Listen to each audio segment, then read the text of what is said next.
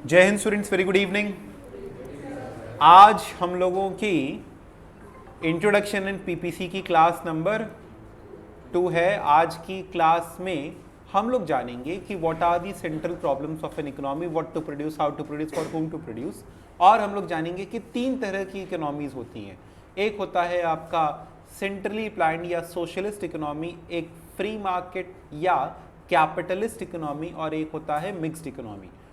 ठीक है, तो इन दोनों ही टॉपिक्स के बारे में आज के सेशन में हम लोग सीखने वाले हैं। सबसे पहले हम लोग जानते हैं कि what are these 3 central problems in an economy, what to produce, how to produce and for whom to produce. किसी भी इकोनॉमी में कहा जाता है कि ये 3 प्रॉब्लम्स होती हैं। लास्ट क्लास में हमने आपको सिखाया था कि इकोनॉमिक्स मेजरली अराइज करता है इस वजह से, इकोनॉमिक प्रॉब्लम्स का जो मेन रीजन है वो ये है कि resources are scarce, they have alternative uses and human wants are unlimited. ठीक है, ये इसी वजह से इकोनॉमिक प्रॉब्लम्स अराइज करती हैं। अगर रिसोर्सेज स्कैर्स ना होते, अनलिमिटेड होते, तो हमें सोचने की जरूरत नहीं पड़ती, लेकिन resources are scarce, wants are unlimited and each and every resource has multiple options. ठीक है, तो क्या सेंट्रल प्रॉब्लम्स हैं जो कि इसकी वजह से अराइज करती हैं, ये हम लोग जानते हैं आज की क्लास में। फटाफट एक बार लिख लेते हैं, introduction in PPC class number 2। वाह, क्या राइटिंग है मेरी।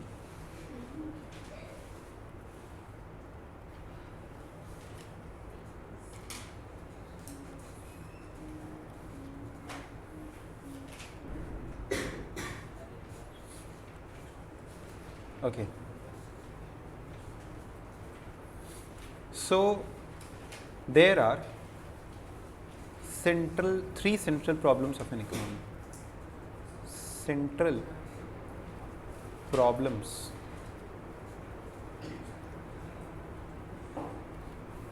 in an economy.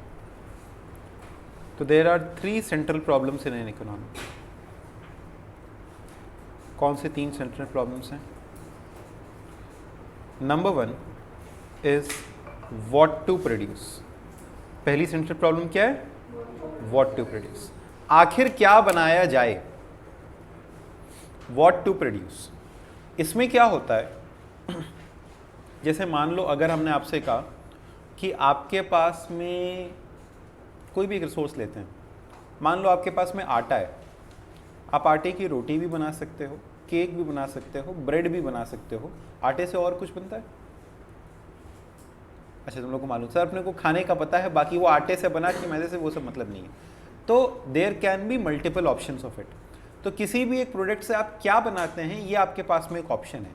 सिमिलरली अगर आपके पास में से फॉर एग्जाम्पल मनी है, that money can be, money is also resource ना, वो मनी कहीं भी इन्वेस्ट किया जा सकता है, किसी भी चीज़ को बनाने में इन्वेस्ट किया जा सकता है।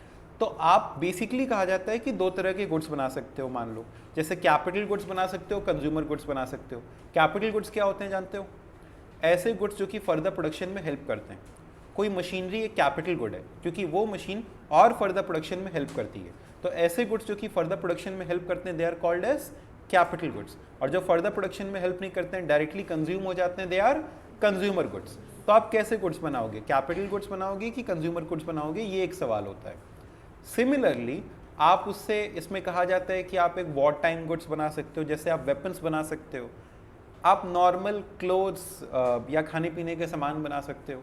तो कोई सा भी गुड किसी भी इस्तेमाल में लिया जा सकता है। तो व्हाट टू प्रोड्यूस एक हमारे सामने एक क्वेश्चन होता है। बट सर उतना क्लियर नहीं हुआ, ये एक्चुअली ये क्वेश्चन क्या बताना चाहता है? ये बताना चाहता है कि आप कैसे करके अपने रिसोर्स का इस्तेमाल करेंगे, किस गुड में इस्तेमाल करेंगे, ये सबसे पहला सवाल है। ठीक है, जैसे हमने आपसे कहा कि आपके पास एक पीस ऑफ लैंड है, अब उस लैंड के ऊपर आप फैक्ट्री बना सकते हो, वो फर्दर प्रोडक्शन में हेल्प करेगा। उस लैंड के ऊपर आप खेती कर सकते हो, उस लैंड के ही मदद से आप चाहो तो उसके ऊपर घर बना सकते हो, डायरेक्टली एक कंज्यूमर गुड हो गया। वो घर तो फर्दर प्रोडक्शन में हेल्प भी नहीं करेगा, खैर घर भी बना सकते हो। आप कुछ भी XYZ एक्टिविटी उस पीस ऑफ लैंड के ऊपर कर सकते हो। यानी कोई सा भी रिसोर्स अगर आपके पास है, उससे मल्टीपल ऑप्शंस हैं। तो व्हाट टू प्रोड्यूस एक पहला सवाल होता है। दूसरा सवाल होता है हाउ टू प्रोड्यूस। पहले व्हाट टू प्रोड्यूस लिख लेते हैं, लिखिए।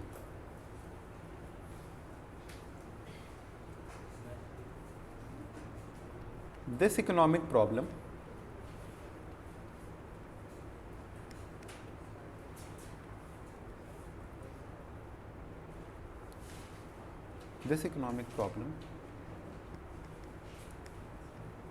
is based on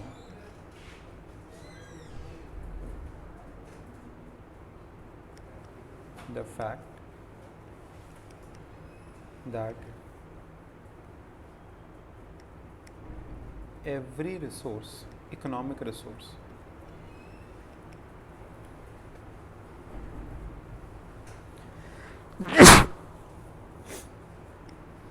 every economic resource can be used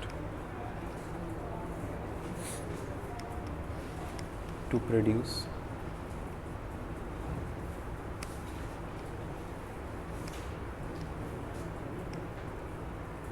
different kind of goods.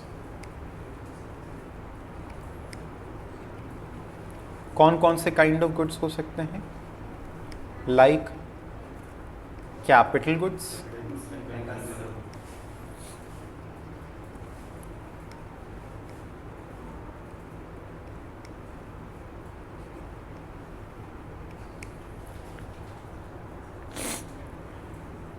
और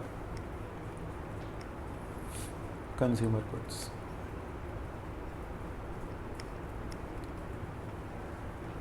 फूड,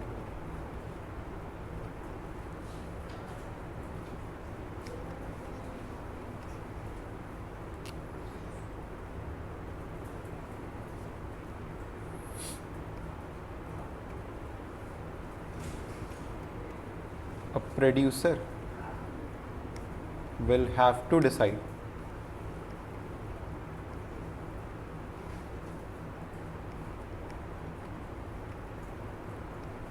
which kind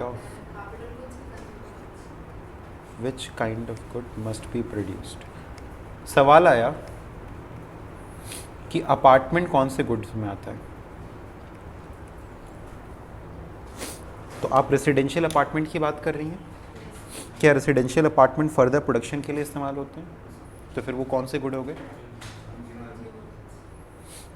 ठीक है. अगर आप कहती फैक्ट्री बना रहे तो फर्दर प्रोडक्शन के लिए मदद करता, हम कह सकते थे it is kind of capital goods. Capital, जो भी चीज़ आपको फर्दर प्रोडक्शन में हेल्प करे, दे आर कैपिटल गुड्स. ठीक है, क्लियर है यहाँ तक सबको? Everybody in the live chat please confirm कि आपको ये समझ में आया व्हाट टू प्रोड्यूस.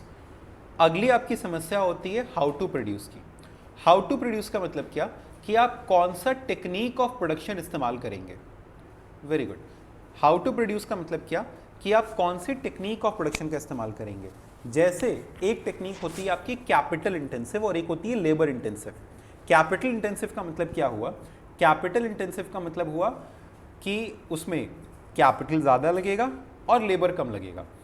जैसे एक होता है कि आपने टेक्नोलॉजी का इस्तेमाल किया, मशीन ज़्यादा लगाया तो लेबर कम लगेगा, लेकिन एक बार में पैसा ज़्यादा लग जाएगा.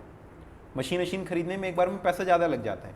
लेबर में क्या होता है, थोड़ा थोड़ा करके हो सकता है कॉस्ट ज़्यादा लग जाए, लेकिन थोड़ा थोड़ा करके पैसा लगता है, एक बार में पैसा नहीं लगता.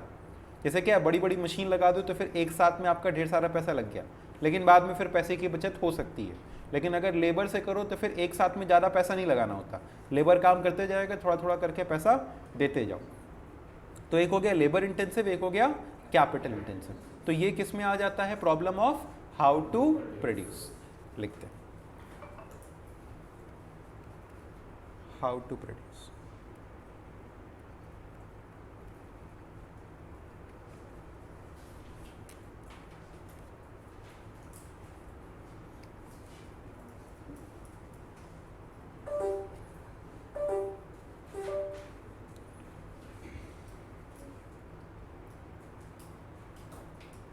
This economic problem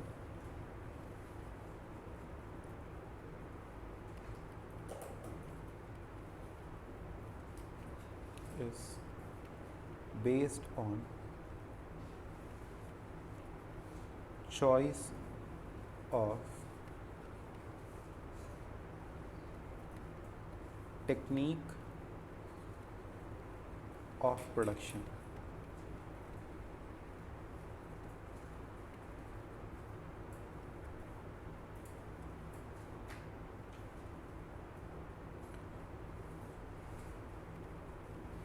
the producer may opt for labor intensive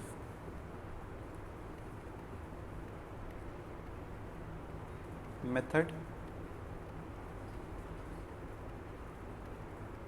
more of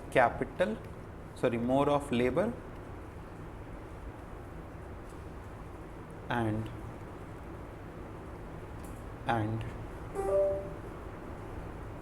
less capital input,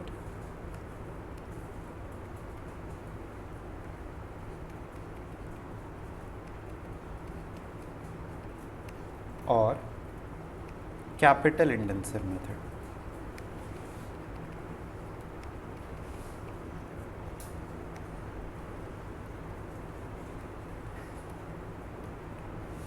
More of capital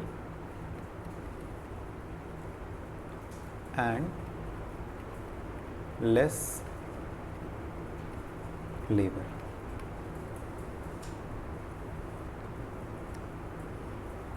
तो एक हो गया आपका हाउ टू प्रोड्यूस और एक हो गया what to produce.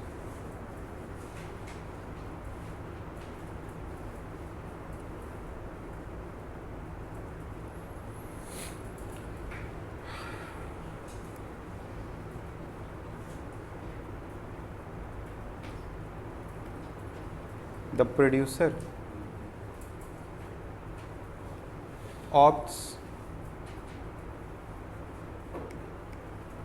production method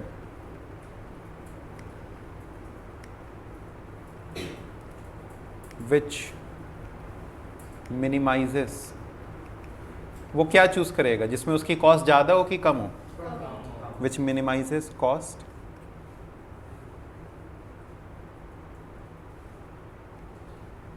and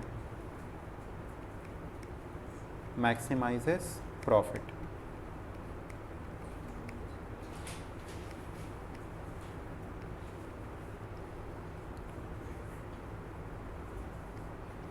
The producer may also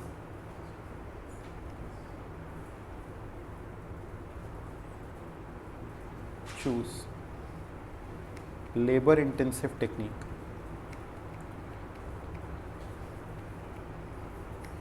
for social welfare. जब कंप्यूटर्स आए थे इंडिया में तो उसका विरोध भी हुआ था कि वो नौकरियां खा जाएंगे, सारा काम रोबोट करेगा तो नौकरी चली जाएगी. लेकिन फिर उसकी वजह से कई नौकरियां बनी.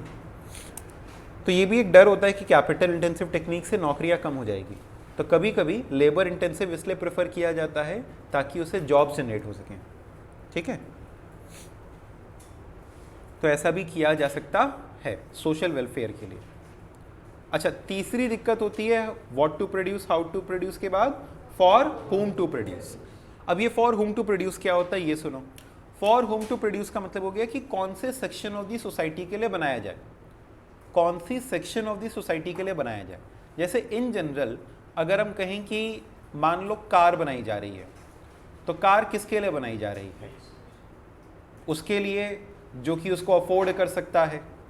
ठीक है, ये देख करके थोड़ी ना बनाया जा रहा है कि नहीं हमको उसके अंदर में भले कुछ बचे ना बचे लेकिन हमको हर किसी तक कार पहुंचानी. हर कोई तो वो सोच करके नैनो बना नहीं रहा. हर कोई अपने अपने हिसाब से बना रहा है कि जिसकी जैसी बाइंग कैपेसिटी है उसके हिसाब से हम कार बनाते हैं. हमें अपने प्रॉफिट कमाने से मतलब है, हमें इस बात से मतलब नहीं है कि हमें हर किसी तक कार पहुंचानी है. हमें इस बात से मतलब है कि हमें अपना प्रॉफिट कमाना है. फिर वो जो उसको अफोर्ड कर पाएगा हम उसके हिसाब से बनाएंगे. वैसे ही करके हर एक प्रोडक्ट को बनाते वक्त हमें ये देखना होता है कि हम कौन से क्लास ऑफ दी सेक्शन के लिए बना रहे हैं. हम उसको ऑब्वियसली रिच सेक्शन के लिए बना रहे हैं या पुअर सेक्शन के लिए बना रहे हैं. तो कौन से सेक्शन ऑफ दी सोसाइटी के लिए बनाया जा रहा है, इसे हम लोग कहते हैं problem of for whom to produce. ठीक है, कौन से सेक्शन ऑफ दी सोसाइटी के लिए किसी प्रोडक्ट को बनाया जा रहा है. अलग अलग प्रोडक्ट्स होते हैं. जैसे एक सिंपल फ़ोन भी होता है, एक बहुत महंगा वाला स्मार्टफोन भी होता है, एक नॉर्मल फ़ोन भी होता है. हर एक फ़ोन एक पर्टिकुलर सेक्शन ऑफ सोसाइटी को टारगेट करता है. ठीक है, चलिए लिखते हैं. What to produce, how to produce, for whom to produce. Sir middle class के लिए नहीं बनाया जाता है, बनाया जाता है ना, बनाया जाता है। वो डिपेंड करता है, मिडिल क्लास कभी कभी या तो अपर क्लास वाला खरीद लेता है, कभी लोअर क्लास वाला खरीद लेता है, वो सब मिला जुला करके चलाता है। जो ऊपर ऊपर से दिखाने वाला होता है वो ब्रांडेड खरीद लेता है, बाकी अंदर वाला ऐसे नॉर्मल वाला खरीद लेता है। For whom to produce,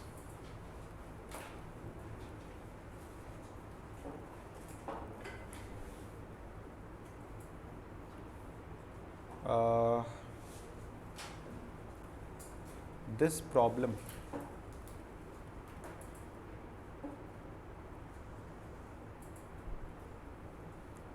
problem states that the producer has to decide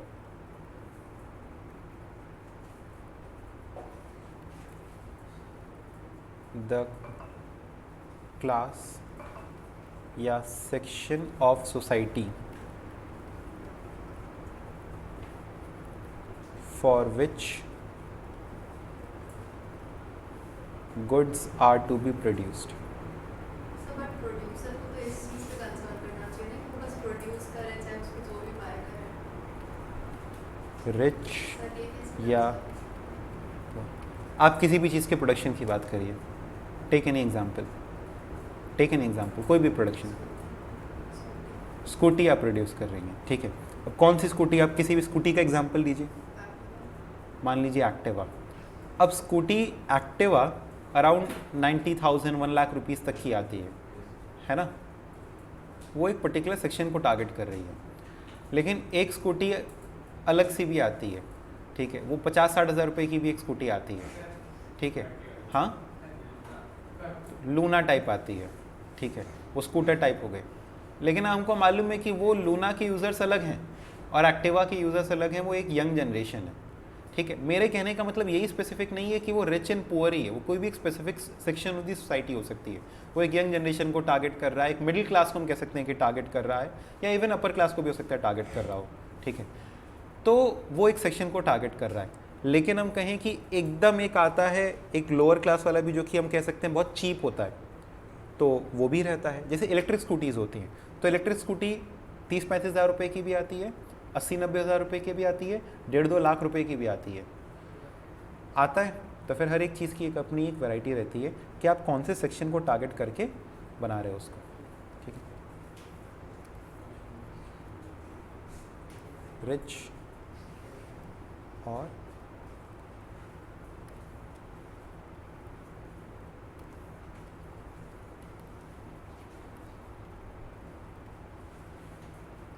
चलिए next,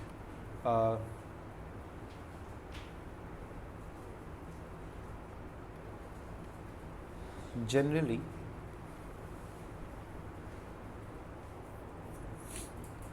the goods may be produced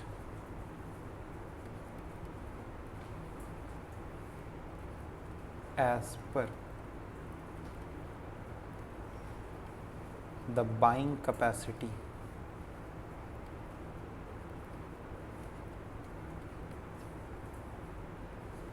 of the buyer.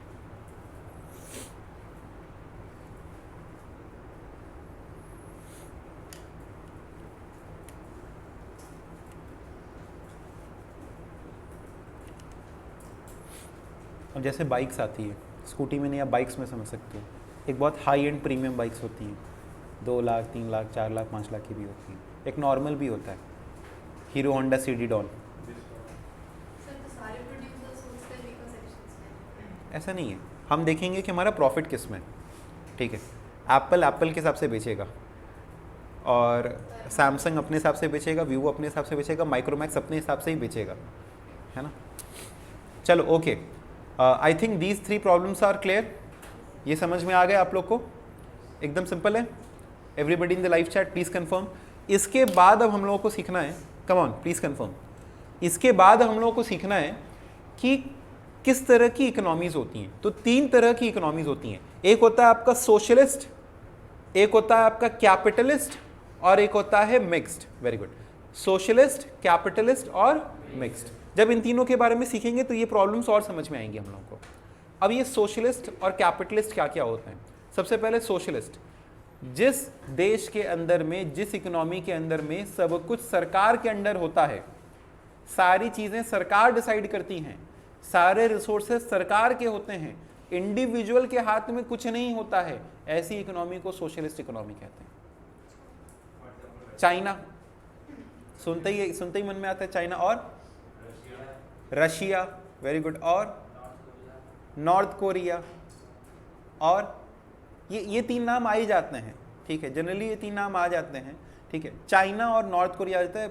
Russia की सोशलिज्म अलग है, ठीक है, वो सोशलिज्म का एक अलग कॉन्सेप्ट है। चाइना और नॉर्थ कोरिया कई बार नाम आता है। नॉर्थ कोरिया इसलिए आ जाता है कि नहीं, ठीक है, हम लोगों ने सुना है वहाँ पे शी जिनपिंग है ना, सॉरी शी जिनपिंग, तो उसमें चाइना में हो गया ना, और किम जोंग उन, हाँ, तो वो नॉर्थ कोरिया का हो गया। तो कहा जाता है कि ठीक है, वहाँ पे एक तरीके की मोनार्की है, बट क्या वहाँ पे इंडिविजुअल्स के हाथ में कुछ नहीं है? अरे कुछ तो है, उन लोग की अपनी कुछ दुकानें होगी ना। हाँ, फाइनल कंट्रोल है किंग के हाथ में, लेकिन कुछ तो है ना उन लोग के पास में। अच्छा, कैपिटलिस्ट क्या होता है कि सब कुछ अपने हाथ में, इंडिविजुअल्स के हाथ में, और गवर्नमेंट के हाथ में कुछ भी नहीं है। ऐसी कौन सी इकोनॉमी है? यूएसए का। मतलब हाँ, आपको बता रहे हैं, इतिहास गवाह है। सोशलिज्म का नाम ले लो और चाइना आ जाएगा, और कैपिटलिज्म का नाम लो और मिक्स्ड का नाम लो और इंडिया आ जाएगा। बट डिड यू नो कि all the economies in the world are mixed economies? कैसे करके? कोई भी इकोनॉमी 100% सोशलिस्ट नहीं होती। किसी भी इकोनॉमी में सब कुछ सरकार का नहीं होता। चाइना में भी, ठीक है, हम कह सकते हैं फाइनल अधिकतर चीज़ों का कंट्रोल गवर्नमेंट अपने पास रखती है, बट कुछ तो चीज़ें प्राइवेटली ओन है ना। जैक मा, ठीक है, गायब हुआ, लेकिन है ना। प्राइवेट एंटरप्राइजेस एग्जिस्ट करती हैं कि नहीं करती हैं? करती हैं। सरकार का इंटरफेरेंस बहुत ज़्यादा है, तो हम कहते हैं सोशलिस्ट है ना। और वैसे ही करके नॉर्थ कोरिया में सरकार का इंटरफेरेंस बहुत ज़्यादा है, तो हम लोग कहते हैं सोशलिस्ट है। लेकिन 100% सोशलिस्ट नहीं। सोशलिस्ट मतलब किसका? सरकार का। कैपिटलिस्ट मतलब किसका? इंडिविजुअल्स का। तो क्या सब कुछ यूएसए में सब कुछ इंडिविजुअल्स का है? सरकार का कुछ है ही नहीं, सरकारी इंटरप्राइजेज ही नहीं है ना, लेकिन कम है बहुत। तो हम लोग कहते हैं वो कैपिटलिस्ट है। Majorly capitalist USA, majorly socialist China, 50-50 वाला इंडिया, ठीक है। लेकिन हम तो कहेंगे इंडिया भी आज के समय में सरकारी कम रह गया है और प्राइवेट ज़्यादा हो गया है, तो वो भी किस राह की तरफ बढ़ रहा है? कैपिटलिज्म की तरफ बढ़ रहा है। सारी इकोनॉमीज शुरुआत में तो सोशलिस्ट रहती हैं और धीमे धीमे किसकी तरफ बढ़ती जाती हैं? कैपिटलिस्ट। जब सरकार को लगता है कि अब मेरी ज़रूरत नहीं है, अब हम अपना पलड़ा यहाँ से झाड़ सकते हैं, तो वो अपने आप धीमे धीमे करके प्राइवेटाइज करता है अपनी इकोनॉमी को और कैपिटलिस्ट स्ट्रक्चर की तरफ चला जाता है। तो कैपिटलिज्म का मतलब ये कि प्राइवेट इंडिविजुअल्स अपने हिसाब से डिसीजन लेते हैं। जैसे पहले, अगर इसमें गवर्नमेंट का क्या फ़ायदा है, हम पूछते हैं गवर्नमेंट का नुकसान क्या है? सरकार अगर, समझो, सरकार अगर नियम लगा करके किसी भी चीज़ का दाम फिक्स करे, हम कहें सरकार फिक्स करे कि 80 रुपये का पेट्रोल होगा, 85 रुपये का पेट्रोल होगा, अगर ये सरकार फिक्स करे तो फिर सरकार के ऊपर सीधा, अभी तो हम लोग सरकार के ऊपर टैक्सेस का इल्ज़ाम लगाते हैं। अगर सरकार डेली का दाम निकालने लगे तो हम लोग हर बात पे सरकार को कोसेंगे। और वही चीज़ अगर मार्केट के ऊपर में निर्भर हो जाए तो फिर भैया मार्केट में महंगाई आ गई तो मैं क्या करूं? आज के समय में अगर तेल अगर महंगा होता है, अगर पेट्रोल महंगा हो, सरकार क्या कहती है? अंतर्राष्ट्रीय बाजारों में तेल महंगा होने के कारण तेल महंगा हो गया, हम क्या करें? है कि नहीं भाई? अगर दुनिया में अगर तेल महंगा हो रहा है तो हमारे यहाँ भी तेल महंगा होगा, ऑब्वियस सी बात है। उसमें हम क्या कर सकते हैं? हमारा तो टैक्स पहले भी उतना था, अभी भी उतना ही है, हमने टैक्स नहीं बढ़ाया। तो ये कहा जाता है, ये सरकार अपना आराम से कह देती है। लेकिन अगर यही चीज़ सरकार अगर रेट फिक्स करे तो पहली बात तो सरकार के ऊपर बर्डन ज़्यादा, एफिशिएंसी कम। सरकार का बर्डन ज़्यादा, एफिशिएंसी कम। कोई मजा ही नहीं है उसके अंदर में। उससे अच्छा सरकार का काम क्या है? सरकार रूल नहीं करना चाहती है, सरकार चाहती है कि भाई इकोनॉमी अच्छे से रन करे, तो वो धीमे धीमे करके चीज़ों को क्या कर देगी? प्राइवेटाइज। ठीक है, जैसे सरकार यहाँ पे अपने एयरलाइंस को, एयर इंडिया पहले किस में था?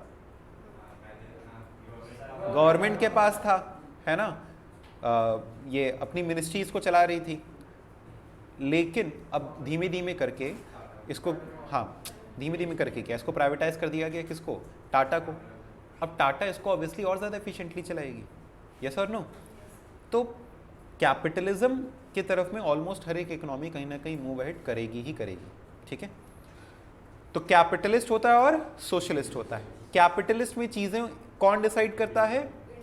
प्राइवेट सेक्टर डिसाइड करता है, इंडिविजुअल्स डिसाइड करते हैं। और सोशलिस्ट में कौन डिसाइड करता है? गवर्नमेंट डिसाइड करती है। कैपिटलिस्ट के अंदर में जो रिसोर्सेज होते हैं they are owned by private sector, and socialist के अंदर में resources are owned by government.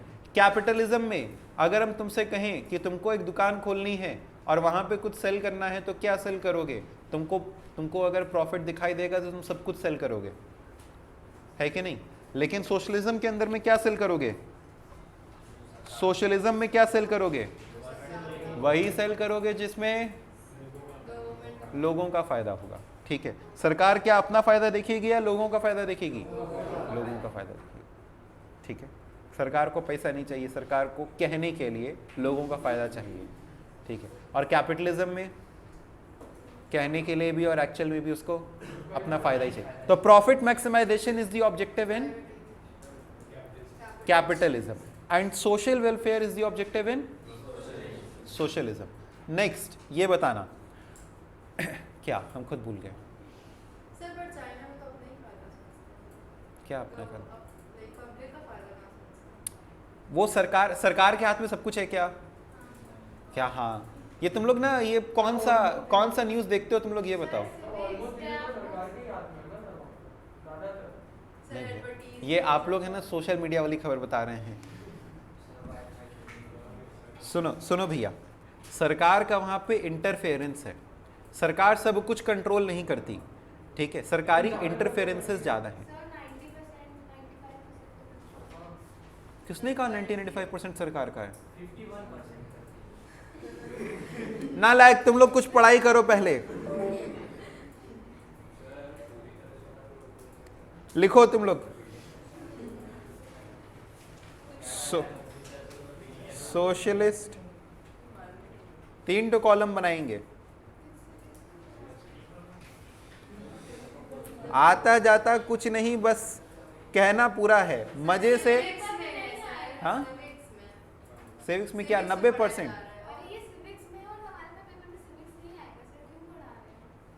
नालायक, ये इकोनॉमी है।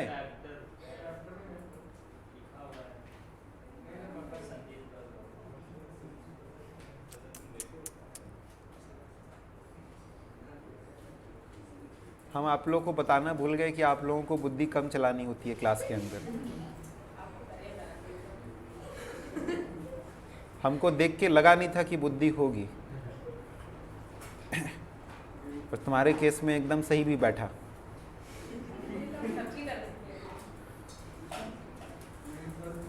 हम भी सबकी तरफ से तुम्ही को कह रहे थे। लिखो, an economy in which all economic decisions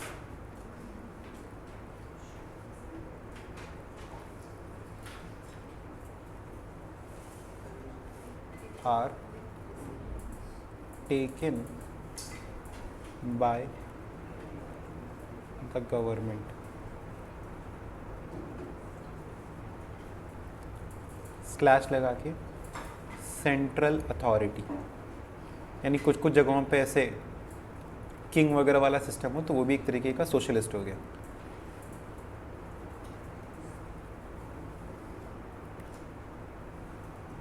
an economy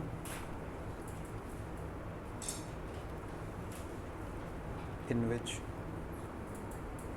all economic decisions, जो भी इकोनॉमिक डिसीजंस हैं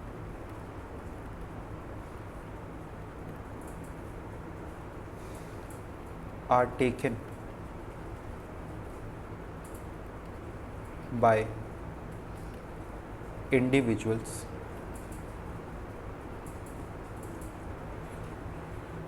are taken by individuals based on market forces of demand and supply, based on market forces of demand and supply, demand and supply के हिसाब से किया जाता है।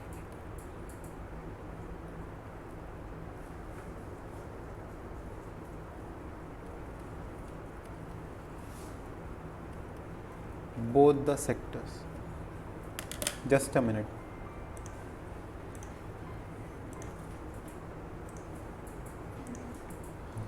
yes, both the sectors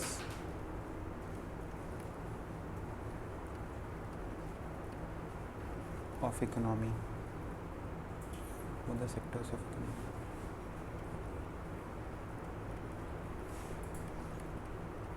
participate in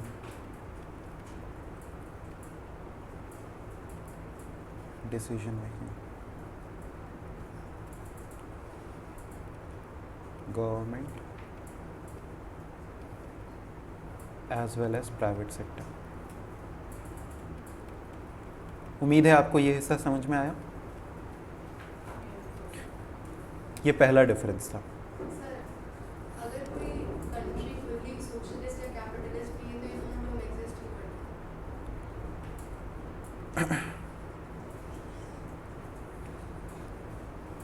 sir, सारी economies तो mixed ही है।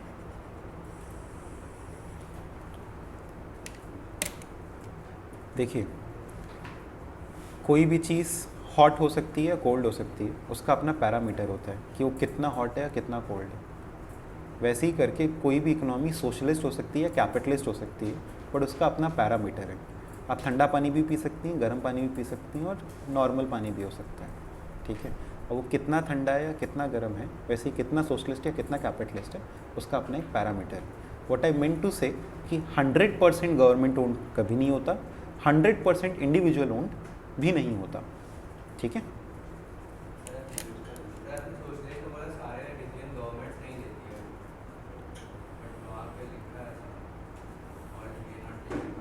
Socialist economies वो होती हैं जहाँ पे डिसीजंस गवर्नमेंट ही लेती है, लेकिन हमने आपसे कहा प्रैक्टिकली एक्चुअल वर्ल्ड के अंदर में कोई भी इकोनॉमी ऐसी नहीं है जिसमें सारे डिसीजन सरकार लेती हो, ठीक है। पहले का ज़माना नहीं है कि जितना सब कुछ है सब कुछ राजा का है और सारे डिसीजन राजा ही लेगा, तो ऐसा नहीं होता है। हाँ, हो सकता है कि ज़्यादातर चीज़ें सरकार की हों और कुछ ही चीज़ें प्राइवेट इंडिविजुअल्स के हाथ में हो। जैसे पहले के ज़माने में हम कह सकते हैं, चलो आज़ादी के समय में, उस समय प्राइवेट सेक्टर के हाथ में ज़्यादा कुछ नहीं था, ज़्यादातर चीज़ें सरकार के हाथ में थी। हर एक चीज़ का दाम सरकार फिक्स करती थी। पहले के ज़माने में चाइना में भी हर एक चीज़ जो बनती थी उसका दाम सरकार फिक्स करती थी। लेकिन आज के समय में चाइना हो या कोई सी भी जगह हो, अगर कहीं पे बाज़ार में दाम बढ़ रहा है तो दाम बढ़ेगा, घट रहा है तो घटेगा। सरकार हर एक चीज़ को डिसाइड नहीं करती है। समझ रहे हो कि नहीं समझ रहे हो बात को? तो आज के समय में धीमे धीमे क्या किया जाता है, कैपिटलिस्ट तो 100% सोशलिस्ट नहीं होता, लेकिन जहाँ पे सरकार का इंटरफेरेंस ज़्यादा होता है, आज के समय में प्रैक्टिकली हम लोग उसको सोशलिस्ट बुलाते हैं। जहाँ पे ज़्यादा फ्रीडम होती है हम लोग उसको कैपिटलिस्ट बुलाते हैं, और जहाँ पे बराबर बराबर लगभग चल रहा है हम लोग उसे मिक्स बुलाते हैं। तो हमने प्रैक्टिकली सिखाया कि ऐसा होता है, लेकिन वो लिखने का नहीं है।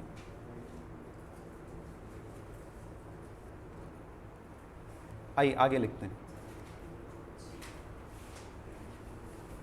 ऑल रिसोर्सेस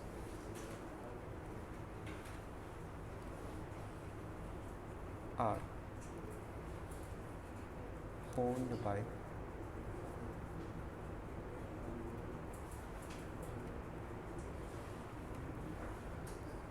जो भी रिसोर्सेज है वो कौन ओन करता है?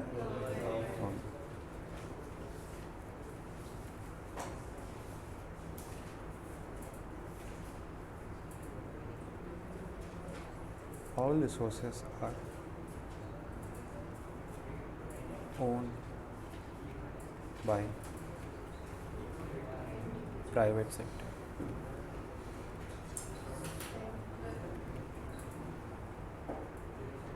Resources are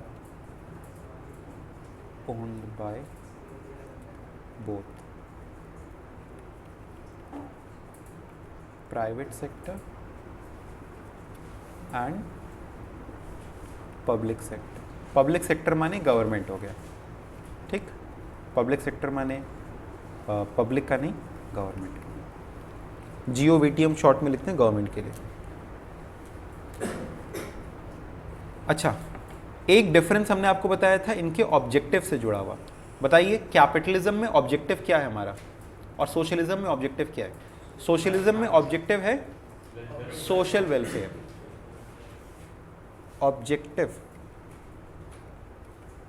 is social welfare.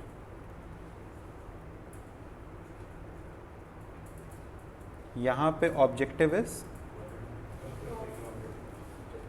Profit maximisation.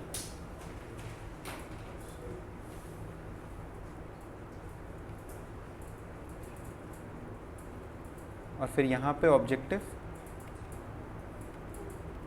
Is both social welfare and profit maximisation.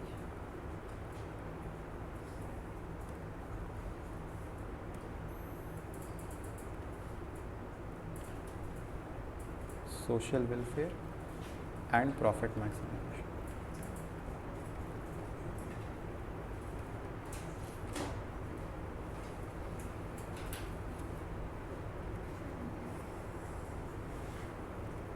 अब देखिए डिफरेंसेस तो हम और भी इसमें छोटे छोटे बना करके लिख सकते थे, मेनली यही 3 डिफरेंसेस होते हैं, ठीक है।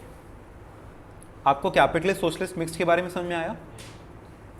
एग्जाम्पल लिख लेते हैं यहाँ पे क्या? हाँ, अपना फेवरेट एग्जाम्पल्स लिखेंगे हम लोग। सोशलिस्ट में चाइना, सर UAE क्या है? Mixed. UAE is also more of capitalist.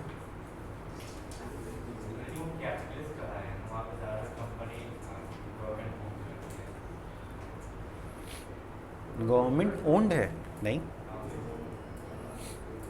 Sir वहाँ पे डेमोक्रेसी नहीं चल रही। प्राइवेट सेक्टर का वहाँ पे पार्टिसिपेशन काफ़ी ज़्यादा है। सर वहाँ पे डेमोक्रेसी तो नहीं चलती है। किसने कहा? बिल्कुल है, हाँ। क्या वो सर लेट हो गई आपको? इंडिया एंड सॉरी इंडिया नहीं, क्या लिखा? हम एक बार उसके रिगार्डिंग और चेक कर लेंगे कि वहाँ पे एग्जैक्टली कैसा क्या स्ट्रक्चर है, बहुत हम श्योर नहीं है। US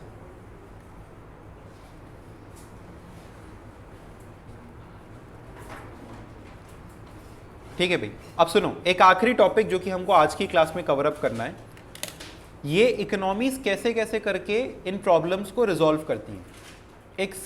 एक सेंट्रली प्लान्ड इकोनॉमी, हम लोग सोशलिस्ट इकोनॉमी को और एक नाम से बुलाते हैं, आप लोग लिख लीजिएगा, सोशलिस्ट के साथ साथ में लिख लीजिएगा, हम लोग इसको और एक नाम से बुलाते हैं सेंट्रली प्लान्ड इकोनॉमी। क्या नाम है? Centrally planned economy. कैपिटलिस्ट को हम लोग एक और नाम से बुलाते हैं फ्री मार्केट इकोनॉमी।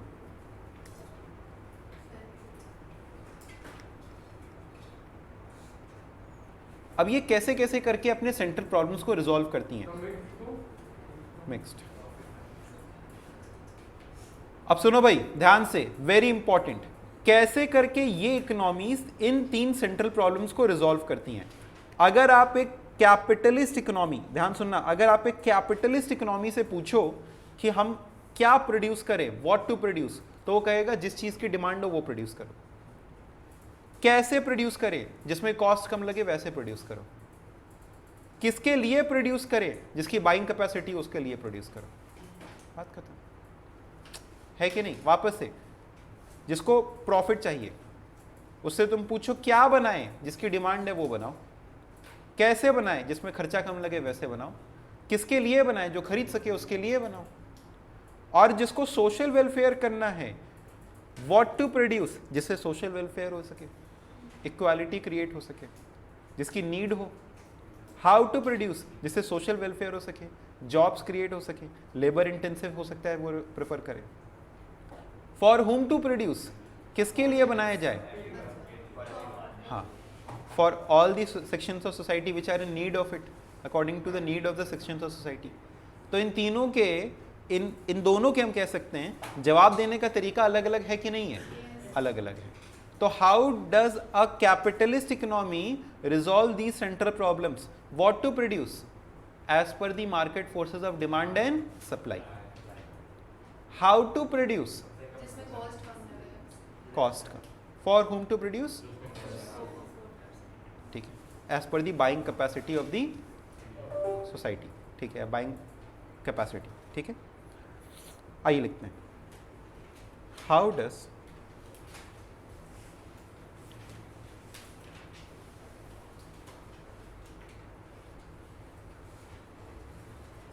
सेंट्रली नहीं सोशल कैपिटलिस्ट ना, capitalist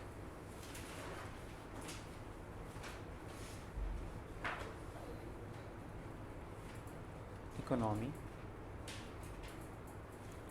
resolve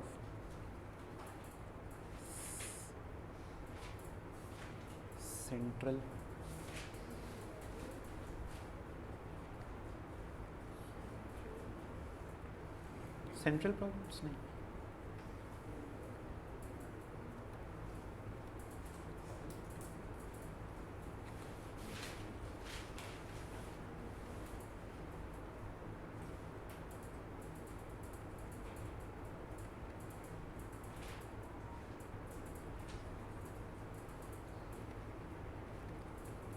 what to produce.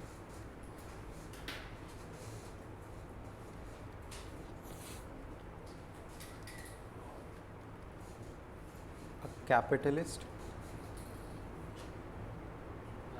produces those goods which are in demand, hence decision is taken as per the market forces of demand and supply.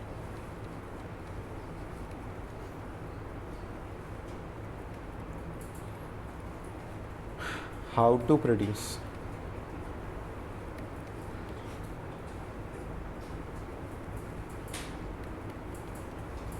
A capitalist chooses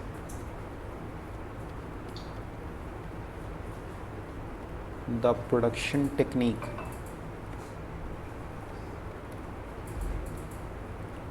which minimizes cost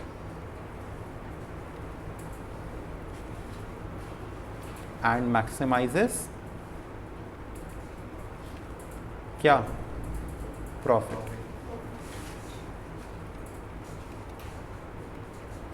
For whom to produce.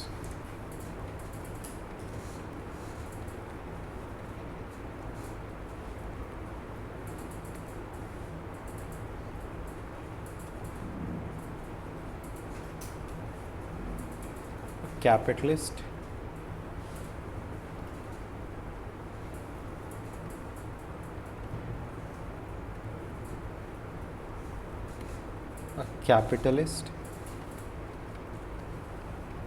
produces goods as per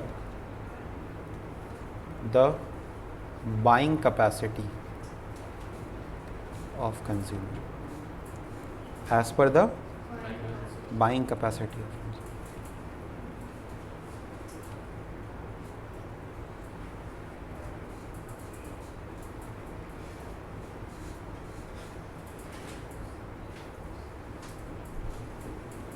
Note. socialist economy takes decision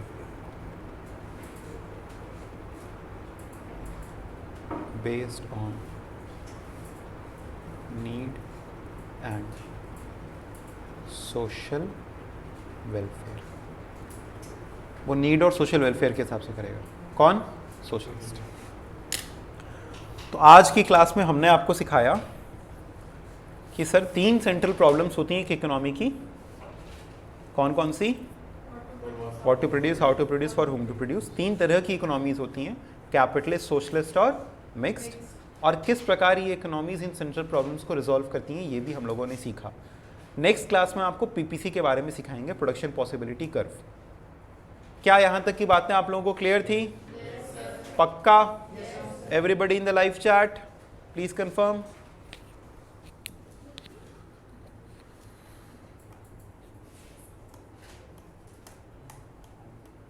thank you so much, bye bye. Thank you students.